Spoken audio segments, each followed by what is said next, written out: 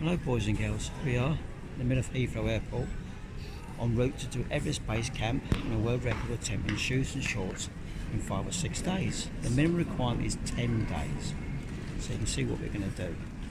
And just to boot, just to show that I can do it, I haven't even trained for it. Exactly the same way I did Kilimanjaro in 2016. I heard the Chris Moyes story and I thought if he can do it then so can I. Because I had load of personal history, being super fit at one stage of my life. So you can work on muscle memory. When you hit the wall in a marathon, you know that there's X amount of time left, but that resilient mentally that you can overcome these obstacles. And that's what we're going to use. And we're going to use breathwork, Wim Hof with slight modification to it. Wim Hof isn't the best at what he does. He's just a very good advocate for modern day self-healing, if you like. Anyhow, so we've got my mate next to me, Paddy Moyner is, and he's got vertigo issues. So I'm going to hypnotise him in a few moments. I'm going to take him back to childhood when he was 8 years old, when he was terrified of going up the lighthouse in North Forelands, and he panicked on the stairs, flapped a little bit, and since then he's had a vertigo issue. So he's terrified of heights, and he's scared about going over the Hillary Bridge. We'll add a little video so you can see what the Hillary Bridge looks like. You look over the side, it's a long, long drop. Anyhow, so we can hypnotise him so he's no longer fearful of anything whatsoever regarding vertigo issues. Not medical vertigo issues, we're just looking at like heights when the room starts spinning, stuff like that. So we're going to stop all that, and we're going to ask it, and we're going to video it, so you can all see how it's done in the middle of Heathrow Airport, with all the people around us, all the noise going on, and it's still going to work. And that's the important part, making it all work. Because if I can do it, and I can show someone else how they can do it, and teach them how to do it, then so can you, by just applying a few simple rules, and you do it yourself. You haven't got to pay me or anybody else £1,000 to cure you of a problem, whether it's smoking, whether it's eating, whether it's drugs, whether it's whatever addiction you've got or whatever phobia you've got. You don't have to do that. You can do it all by yourself.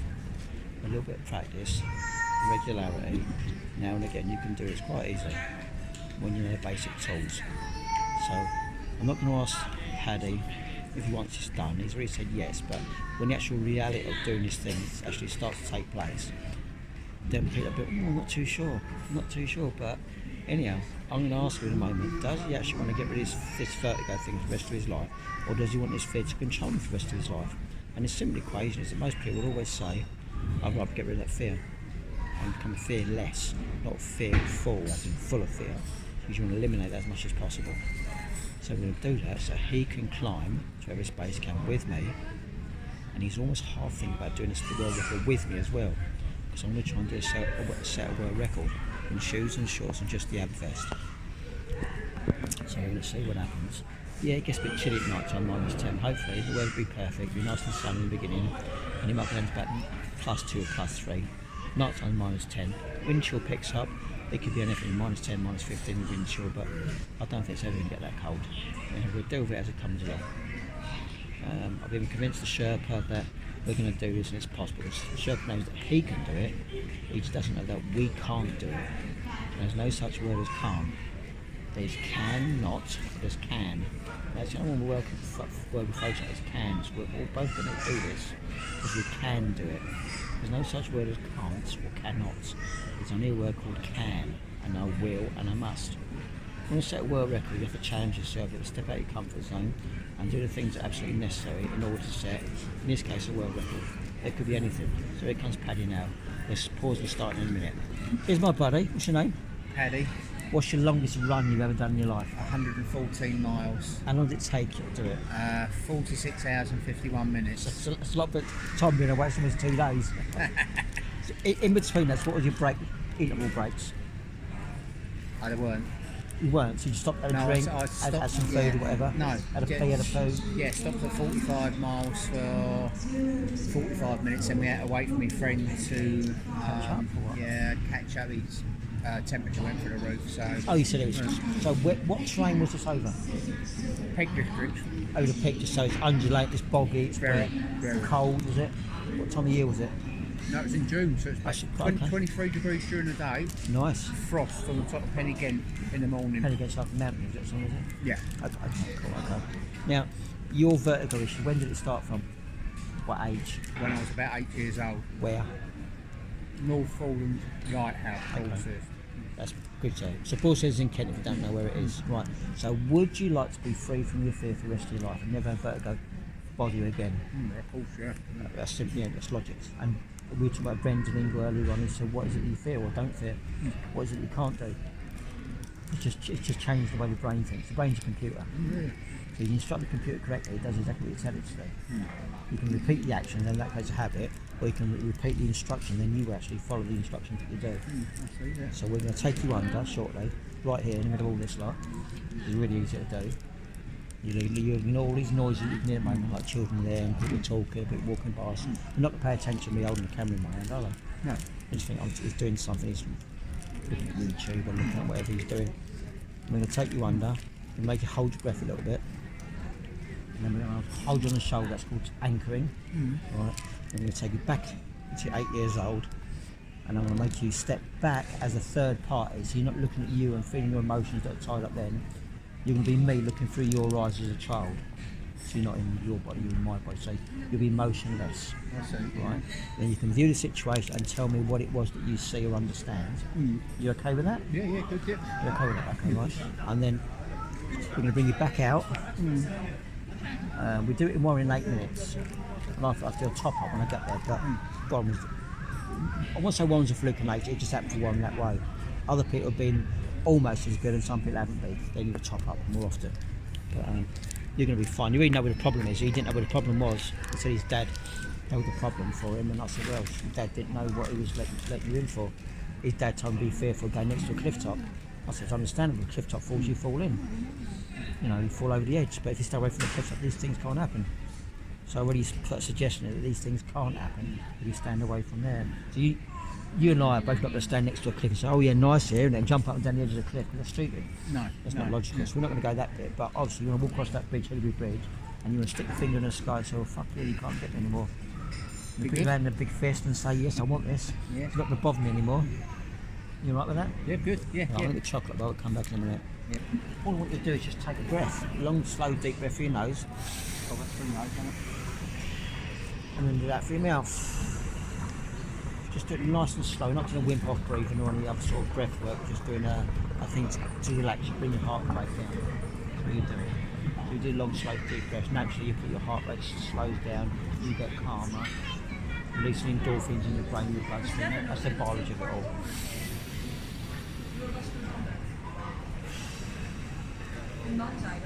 Just do that a few more times, and then shortly I'm going to ask you to breathe in. As you breathe in, a really long hold, slow, deep breath. Right to the very best, and you're going to hold your breath shortly. So in about 3 more deep breaths, I'm going to ask you to breathe in heavily, deeply at the end, and hold your breath for as long as you can. Right. And then you're going to let it out, and you're going to start again. Have a couple of normal breaths, and you're going to hold your breath as long as you possibly. Just hold your breath, close your mouth. That's it. Your eyes wide up, it's fine. You can put that leg on the floor in a minute. It's a nice comfort because you're going to be here for a while when you do this sort of thing, so you might be nice and comfortable. And when you're ready, just breathe out whenever you want. And obviously this part of it is also going to help you altitude sickness when we're up Everest. You know your body to build up carbon dioxide. Take another deep breath in and back to normal. Another deep breath in. And then breathe out. In your own time, just keep doing that. Breathe in again when you're ready, and then breathe out. And you can start becoming less aware of the people going around you. Just pretend that you're somewhere in your own home, you're nice and comfortable. Just imagine you're somewhere else, wherever you feel comfortable. If you feel comfortable there, just carry on. You can always imagine yourself somewhere else. I want you to take a deep breath in, hold it again. A real strong deep breath, go. That's it, and hold your breath as long as possible. And as you breathe out, you'll feel your body relax as you breathe out, all naturally by itself.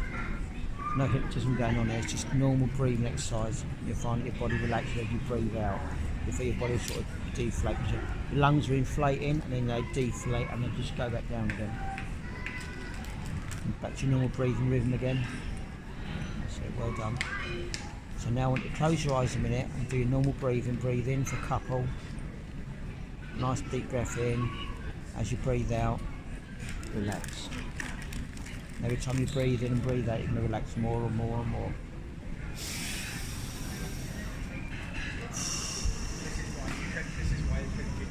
On your next breathing in, breathing real deep breath, and hold it at the very, very top. Whenever you're ready, you're going to hold your breath so it's nice and comfortable. Ignore the sounds around you, nothing's going to happen. You're in a completely safe environment. When you're ready, just breathe out again. When you're ready, just breathe out. That's it, well done. And you feel your body naturally relax. That's it. And take another deep breath in, hold it. So really accentuate that breath, bring it all in so you can hear it. Like that. Hold your breath as long as possible. I'll put my hand on your shoulder. This is called anchoring. It's going to anchor you right here now. So when we get to this fear part that you've got trapped inside your brain since you're 8 years old, it's going to go, just like that. It's called anchoring. It's going to stay there, hold your breath, and when you're ready, let your breath go and feel your body relax. So when you're ready, just relax. That's it, well done. You're really, really relaxed now. It's called anchoring. So carry on breathing nice and deep. You haven't got to hold your breath anymore. Just hold your breath. Right, I want you to go back in time with your parents in North Fallen Lighthouse when you're 8 years old. I want you to look through my eyes, so you're not there, you're looking through my eyes, my body. So any emotions that attach to your body are no longer there. Breathe in again and breathe out, relax, let go of those emotions that are trapped there in the past, they're no longer in the future, no longer in the present moment. They're gone. You okay with that? Good, well done. Now can you see yourself walking upstairs? Yes. Good. You see yourself upstairs? Now, before you get to that point when it happens and you freeze on those stairs, I want you to step back behind your parents, look through your parents' eyes, through my eyes. What feelings are you feeling? No, I'm quite enjoying it. Quite enjoying it. Okay. So you've got no fear at the moment? No. Good, okay. Now, do you think, if you had your experience now that you've got, as the 8-year-old boy, could you manage to convince the 8-year-old boy to you to answer the top on what? Yes. Good, well done. Take another deep breath. Hold your breath at the top. Hold it as long as possible. Hold your breath as long as possible. Well done, Paddy, you're almost there now. And when you let go of that breath, you relax it in deeper, and I'll take my hand off your shoulder, alright? So when you're ready, let your breath out. Completely relaxed and take your hand away from there. Now you're free from your fear. That easy, that quick. If you need to do another one, you're going to do another one at any stage along the route, just in case. This is what I said to Warren. And one of each time, if you're right, so yeah, I'm fine. And then we got to be standing at that 700-foot drop I showed you. Yeah. I said to him, you're right. He said, yeah, it's fine. Very relaxed. We are inside a big massive plane and they got your standard 10 seats, and now we've got a set of stairs we're going up. So we're going upstairs. It's not even a VIP, this is economy. So we are really having it off. Let me Paddy, biggest plane you ever seen in your life? This is the biggest plane I've ever seen in my life. If you do something, do it big. Look, see how big it is. It's like a treble decker plane. Hello there. May I help you with your seats? Of course you can. Oh, it's 26F. This is one I want. Okay, so you can go this way, please. Thank you very much. I'm with you. This is good. Yeah. Quite a lot of people, I think, struggle to get. When you sit around doing the business.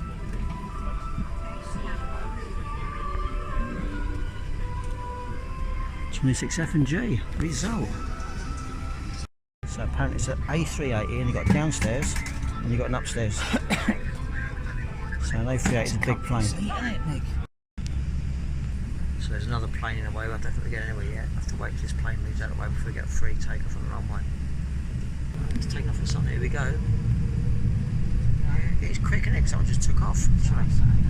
No, the one in front took off. It was in the way. It was only like, I don't know, 10 seconds ago, 15 seconds away. It's the first time for everything. Let's see a takeoff. Neither have I. It's the first time ever, and I've been on loads of planes, haven't I? I think I'm about 57 holidays now. It's quite a specific number there. What, it's 57? Yeah. Let's work that out then.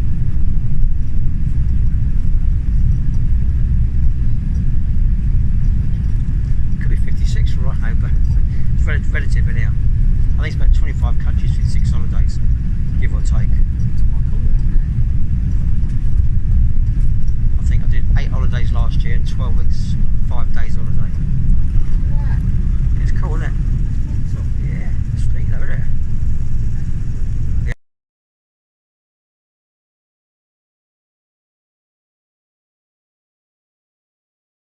anorak. If you go to the 9th floor, there's a reason. We had a quick glimpse earlier. We're going to open as the door opens. You'll see something spectacular. Nice. It is very nice. Yeah, check this out. Look at the view. It's a restaurant and bar area. You want a bed here or not? So it's a clear view of Kathmandu with no fog, no smog and anything else. So you see everywhere, can't you? It's pretty neat. Just gonna have butchers. Just gonna have a look over here. Aha. 10mm thick glass, maybe 12mm even. No, it's just the city basically. It's a different perspective. It's got trees over there, little baby hilltops, so they call the mountains over here. That's be 6,000 metres or more to be classified as a mountain. So even Mount Kilimanjaro don't count as a mountain over here. What? Yeah. You want a drink or not? For the journey. The beer's called Everest. Where are you from? Same as you. From her mother. From her mother. England. England. Your motherland. But I England. told you, Everest. UK. That's where we're off to. 5% alcohol. Yeah, In the hotel? yeah, I would Okay, you own the hotel. Good boy. Well done.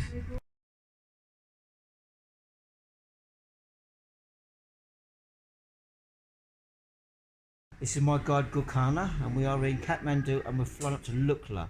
So he's just told me, what we tell him, I'll tell him. Yeah, I'm trying to the helicopter today, if it's possible. Yeah. There's Paddy over there. 2 days ago, if you'd have told me I was going in a helicopter, This is What can you say? I'd have been staying in the room. this is our new I've had to exercise. hypnotise Paddy twice so far to get rid of his vertigo issues and everything else. So we were going to fly by a little plane. Yeah, no, 30 people on the plane? In the plane is 14 or 14, 18, 20 people. depend the plane, depend, yeah. Okay, so 14 to 18 people normally. So Gurkhana's just surprised us saying we're going to have a helicopter ride from Kathmandu to Lukla. That is fucking awesome. We're going to see massive more scenery than looking at a little tiny porthole on the side of a plane. Thank you very much. That is You're brilliant. welcome, sir. Yeah, Wow, yeah. brilliant. Cool. Onwards and upwards and all that. Pilot for the helicopter. Thank you. You don't look old enough. Good morning. Good morning. Yeah, we're all right. We're just checking you out. Hello. Hiya. We're on our way to a helicopter. There's a choice of, I don't know, 10, 12 of them. Our pilot's we'll have the Flemish. one that works. We'll have the one that works, says Paddy. And Paddy did have an issue with vertigo and fear of heights from something trapped inside his childhood, so we eliminated that earlier on in the video, in the middle of sitting down while waiting for a plane in the middle of Terminal 4 and Heathrow Airport. It's a nice looking plane though. It's well dressed up, yeah. I like it, yeah, cool. That is pretty nifty. I like it. Look at that, it's got a dragon on the front. Can't really see because we're in the darkness. Look at that. That is a nice bit of... Oh, it's got all over the place. Cool. Like it. I'm in the front seat. I'm in the front seat, there's propeller action all by itself. Just checking everything through. We're on a maintenance check, as always before takeoff. We're in Kathmandu Airport. I'm flying to Lukla. It takes about 40 minutes, which is about 10-15 minutes longer than a plane. Hold on. There's our pilot Francois. Give us a wave, there you go, see? Awesome dude. Morning. There's no Ben Bomb rides, no Alton Tower extravaganza. It's just a normal, nice, chilled out helicopter ride. That's what it's going to be.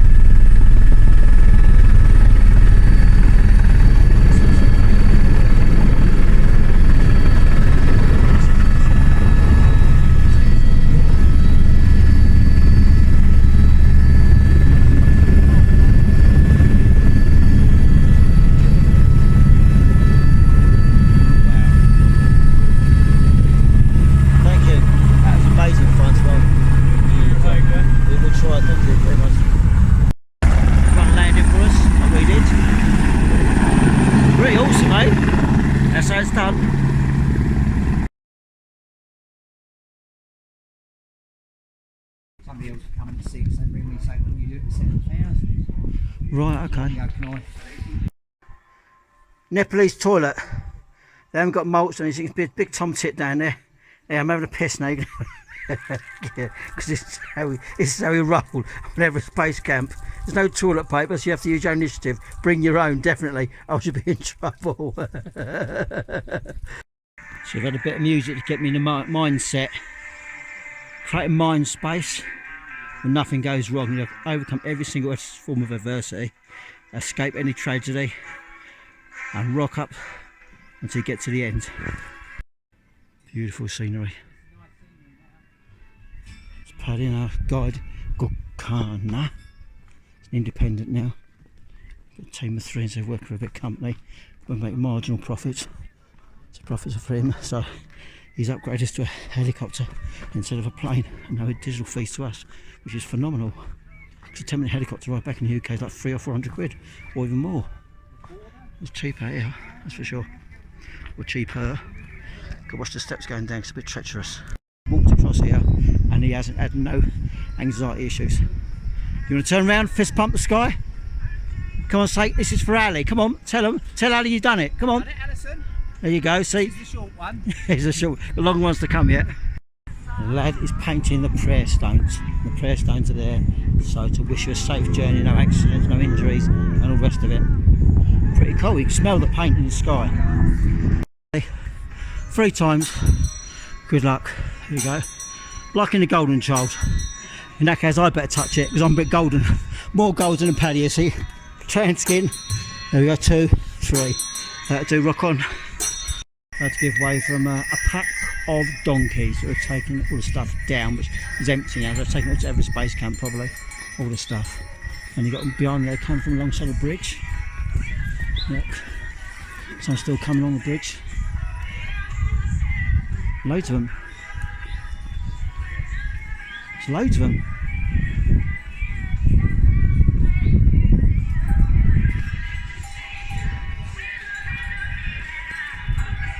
Make that away of them. There you go, nicely. The one's at the back. There you go, the freshest, cleanest water in the whole wide world. It's direct off a glacier, in this case the Khumbu Glacier, just where Everest Base Camp is, and to Everest Base Camp from one end to the bottom end. There you go, boys and girls, the freshest water in the whole wide world. Nice bridge, going to cross that bridge. I'm going to get into Paddy's head and calm him down a bit even more, so you don't get any trepidation whatsoever. Pause this job, you wouldn't want to do that, would you? Going 4x2s in your head all day long. 4x4 as well. Look, a bit, look. Breathe in, breathe out. Next deep breath, and you hold it as long as possible. So breathe in deep, hold your breath. Try not to cross your legs if you can. That's it. It makes you more centered that way. No blocked energy. Hold your breath as long as possible. When you breathe out, when you close your eyes when you breathe out next time, alright? So when you breathe out, close your eyes. That's good. Now breathe in again normally deep, that's it. Through your nose, now out through your mouth. So your nose is always filtering the air for you. Keep your eyes shut from now on, yeah. Keep them shut. Breathe in again. When you take your next breath, and your deep breath, and you hold it again to the top. I'm going to anchor your shoulder, put a hand on your shoulder, clasp it on there, keep it nice and tight. When you breathe out, nice and relaxed. You feel your whole body getting more and more relaxed, going deeper, slower, getting more and more calm. As our guide is going by some few people, just ignore the people walking by, ignore them, it's not important. Close your eyes, nice deep breath in, and take my hand away, still anchored. Keep breathing, deep breath in. As you breathe out, you're going to relax, and you're going to stay totally calm, totally relaxed, like you were this morning when I hypnotised you, and like you were in the airport, really nice and calm. When you're going across this bridge, nothing's going to faze you. Not like last time, less. You've got to let go of that fear. Keep your eyes closed, keep them closed all the time. That's called fractional hypnosis now. When someone opens their eyes and closes their eyes again, they're going deeper. So we're going to anchor you again, and the other side. So you're fully locked in now. No longer the fear's with you at all. No longer with you at all. You're fearless. There's not even a thimble full of fear in you anymore. You're going to walk across that. If you want, you can stamp your feet, you can pump fist to the sky. That's I want to see that big grin. That's what I want to see, that big grin. I don't want to see anything like, oh, I can't do this. You can do this. Other people can do it. You can do it. There's nothing holding you back. It's just the thought inside your brain. That's all they ever are. You touch an emotion to a thought, we call it fear. You touch an emotion to a thought, we call it joy. I know you want joy more than you want your fear, because fear's holding you back. Take another deep breath. Hold it. When you let go, you can open your eyes wide open. And you'll be fully awake, fully wide open and fully ready to tackle this mini Hillary bridge. You right with that? Yep. Tell us now, you got this? I've got this. Brilliant, there you go. 3 minute deep end. I'll try and go straight across there on his own. Normally I have one in front, one behind. He's going on his own now. Pump the sky! There you go. There, as I said, he's doing it for you. He's showing the world there's no longer fear is going to hold him anymore. The vertigo, fear of heights, the vertigo is gone. He's holding his arms out for a bit secure, and also he doesn't realise they're prayer flags. They keep you safe on the journey towards Everest Base Camp and Everest itself. Keep going, well done. Here, look at it, look, he's doing it for you. Well done, brilliant. Loads of prayer flags. That's about the size of a house. That house there, well, it's bigger than that one over there. That tea house is a lot bigger than that. If you look at it, well, inclusive of the support underneath, it's probably the same height. Yeah, nice. Hope they don't run out of gas. Yeah, maybe not. Empty, yes. Empty. It'd probably even heavy, wouldn't it? Let's fill up. Steepness. They're coming up the hill. So it's not Jack and Jill. So you look at the donkeys, they walk sideways up the hill. That's what I was doing earlier. They don't walk straight like you and I do. We're the only species on the planet who walk uphill. They call this in Nepal a Nepalese flat. It's a slight undulation. This is what we like. Flat. Yeah. We're going up that hill, so it's certainly a flat going up there, anyhow, that's for sure. 2,800 metres? No. Now, 3,440. Oh, 3,440. And we're going 3,800 metres. It's about 9 kilometres from here. It takes 5 hours because the undulation is pretty steep. And after there's another 9 kilometres, but it takes 2 hours. So I hope that theoretically best case scenario, another 7 hours of walking, and we're done. 3 hours walking already? Yes. Intermittently? Okay, cool. 250. Okay, cool. Okay, I do. So first view of Mount Everest. Straight through the middle, and that point there. Gokana? Gokana? Joppy, I think. Could be a yak. You can get them horns away from me, fella. That's for sure. They got caps on, have you? Nice. Just don't keep your feet back. Well done, you lot. Go up the hill. Cool, eh? There you go, boys and girls. We were up there with that red light. The top is, we're down the bottom. Walked up here. We're around that, down there, around the corner. And there's a fart to go with it all. Rhododendrons are on the way out. Kew gardens through which go there in full bloom. And there's part of the path coming down. It's a slight incline, whereas before it was quite steep. So you're going to have 100 metres, 200 metres further that way. I don't know. It's zigzag the side of this mountain for a long, long way anyhow. So it's like a 5 hour hike uphill, so a good kind of set after lunch. So we've got about just under an hour left. It's stuck, you can hire a horse and come down. But I think this is a guide or a porter or a guy who owns his own horse, wants to come down the hill. Right. Left of that, right to that tree, through the mountains towards the, like a V shape, so it's right there somewhere. Oh, don't see it, right up the middle there, as we're heading the next couple of days to Everest Base Camp. We've lost about a third of the oxygen already. There's only about 64% available to us. So we're not out of breath, no actual sickness, no headaches, no nothing just yet. We're not using a Wim Hof breathing technique, we're using something similar. It's more James Nestor and Patrick McEwen. They got a better system. You breathe through your nose, you do a rhythmic cycle of breath, diaphragm breath, to offset the actual sickness. And there's my guide, and his brother's just shot down there to the left of that. This one is a tomb. This one is for good luck. Yes. Good luck. Yes. Or tomb for people die. Which one? Good luck. Okay, it's good luck from the Buddhist mind. It's upside down as well. Not bad. I've got 85 saturation oxygen. My pulse is 128 in the moment. Okay. But yeah, 84 ain't bad actually. Tengboche Monastery. We're at 3,840 metres. There's the little monks. I'm waving at them. And they're doing their chores, whatever they got to do.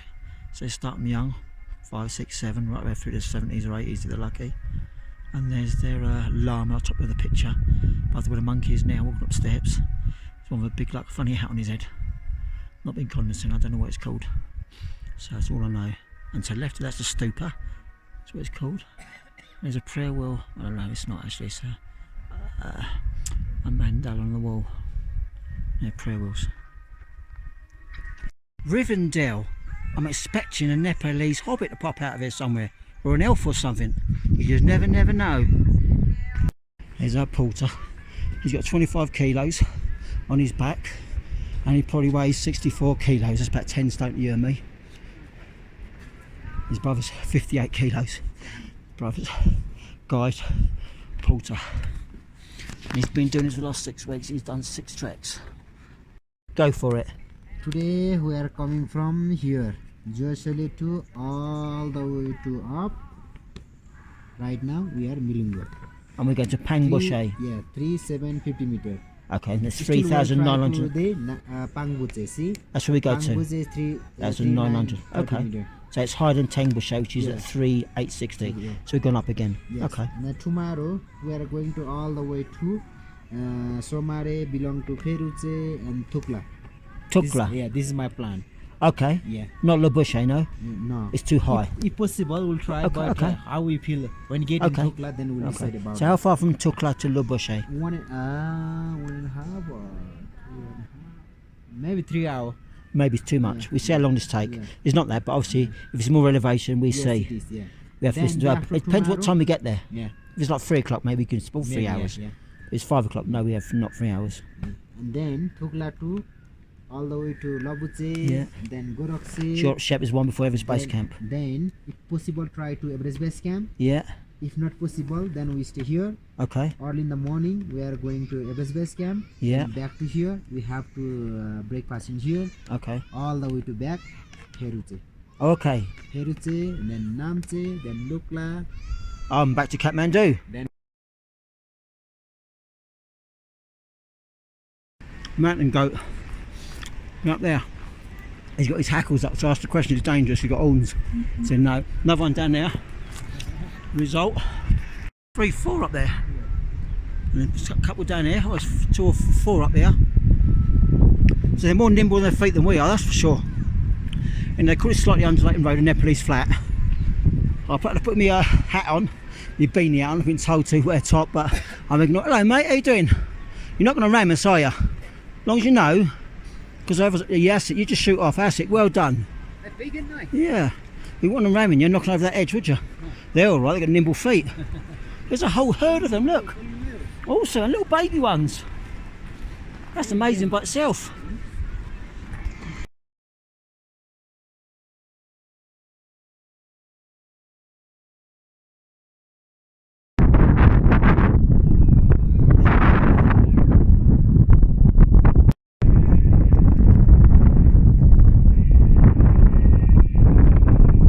Here we are, almost at the very, very top of the world. We are at virtually, there's the sun, Top of the world. top of the Everest Base Camp area. Yeah. 9 of the highest, so 9 of the 14 highest mountains in the world are here. And this is where we're heading to. We're heading down here, Everest Base Camp, all zigzaggly. And that Kumba Valley Glacier is moving. So be very, very careful. And more people die here than they do coming down of Everest, or as much I should say. Update later when we get to EBC, the big stone. So again.